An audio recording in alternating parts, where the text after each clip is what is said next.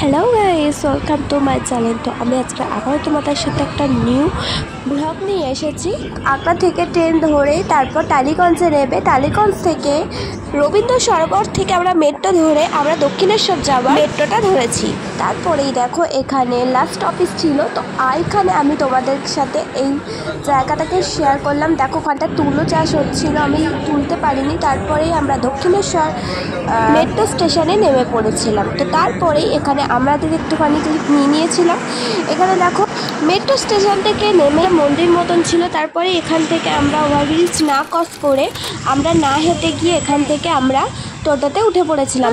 ওঠার কারণটা হলো আমাদের দেরি হয়ে গেছিলো। তো আমরা জানতাম 12টার সময় মন্দির বন্ধ হয়ে যায়, কিন্তু 1টার সময় বন্ধ হয়। আলা কিনতে গিয়ে জানতে পারি মেট্রো স্টেশন থেকে নেমেই দুভাবে যাওয়া যায়, টোটো করে যাওয়া যায় আর হেঁটে স্কাইওয়াক থেকে যাওয়া যায়। টোটোতে ভাড়া নিয়েছিল দুজনের 50 টাকা যাওয়ার সময়। এখানে আমরা ডালা নিয়ে দেখো হাঁটতে হাঁটতে অনেকটা দূরে হাঁটতে হবে, যেখানে জুতো ফুতো রাখার জন্য। তো এখানে হেঁটে হেঁটে যেখানে জুতো জমা নেয় আর ফোন ব্যাগ সব কিছু জমা নেয়, সেখানে আমরা চলে গিয়েছিলাম। তো দেখো আমি ঢুকছিলাম ভেতরে, আর কি রোদ, এত রোদ মানে কি বলবো, বলার মতন নয়।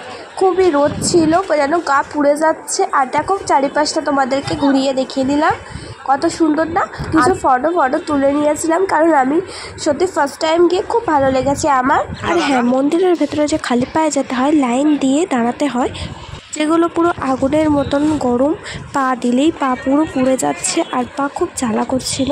তো আর কি করা যাবে, ঠাকুরের কাছে এসে তো একটু কষ্ট করতেই হবে। আমাদের পুজো কমপ্লিট, তো আমরা এবারে দেখি কোথায় যাওয়া যায়। তারপরেই ভেবেছিলাম বেলুর মাঠে যাব, বাট বেলুর মাঠে আমাদের যাওয়া হয়নি। বেলুর মাঠের রাস্তাটা দিয়ে তোমাদেরকে আমি দেখিয়ে দিলাম কত কিছু বসেছে। যদি তোমরা কিছু কিনতে চাও এখান থেকে কিনে নিতে পারো। এখানে পাশে খাবারও স্টল আছে, সব কিছু খাবার কিনে নিয়ে খেয়ে নিতে পারো। আর আমাদের এখানে বেলুর মাঠে যাওয়ার জন্য সকাল 10টা পর্যন্ত খোলা থাকে, তারপরে বন্ধ হয়ে যায়। তো এমনি তোমরা যেতে পারো নৌকা করে, আবার চলে আসতে হবে, কিন্তু মন্দিরটা বন্ধ থাকে, সেই 3টের সময় খোলে। তো এখানে দেখো একটা মায়ের মন্দির। তারপরেই আমরা আসার সময় ওভারব্রিজে উঠে পড়েছিলাম। এখানে দেখো বদমাসটা কি করছে, তারপর করে স্কাইওয়াকের উপরে উঠে খুব সুন্দর। আমরা স্কাইওয়াকের উপরে উঠে মেট্রো স্টেশনে চলে গেছিলাম। এখানে যেতে যেতে কত কি অনেক রকমের নানা রকমের দোকান পড়েছে। দেখো 1 2 3 4 5 6 করে। এখানে ফার্স্টেই আচারের দোকান ছিল, তারপরে কসমেটিক্সের দোকান ছিল, তারপর শাঁখা পলা, আরও অন্যান্য অনেক জিনিসের দোকান ছিল। আর এখানে বাচ্চাদের টেডি বিয়ারের দোকান ছিল। এখানে তোমরা যাওয়ার সময় কি আসার সময় তোমরা এখান থেকে ডালাও কিনে নিতে পারো, আর এখান থেকে তোমরা অনেক জিনিসপত্র কিনে নিতে পারো, কারণ নানা রকমের জিনিসপত্র পাওয়া যাচ্ছে। তো তারপরেই আমরা ওখান থেকে চলে গিয়েছিলাম মধ্যমগ্রাম। ওখান থেকে আধ ঘন্টা বাসে গিয়েছিলাম। তো আমি এখানে একটা ক্যাফে ছিল, ক্যাফেটা হচ্ছে আমাদেরই চেনা ছিল, বাট আমি কোনোদিনও যাইনি, এবার গেলাম। ক্যাফেটায় আমি ফার্স্ট টাইম গেছি, কিন্তু কত সুন্দর ডেকোরেশনটা, তাই না?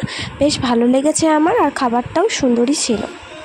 ক্যাফেটার নাম ছিল ব্যাকস্ট্রিট ক্যাফে, মধ্যমগ্রাম। আর হ্যাঁ, আমাদের লাস্টে খাওয়া হয়ে গেছিলো, ঘিরের চোটে আর ভিডিওটা নিতে পারিনি, তাই রাইস আর চিলি চিকেন অর্ডার দেওয়া হয়েছিল, লাস্টে দেখিয়ে দিয়েছিলাম। তো আমার এই ভিডিওটা এই পর্যন্ত। আমার ভিডিওটা ভালো লাগলে লাইক করো আর আমার চ্যানেলটাকে সাবস্ক্রাইব করো। টাটা।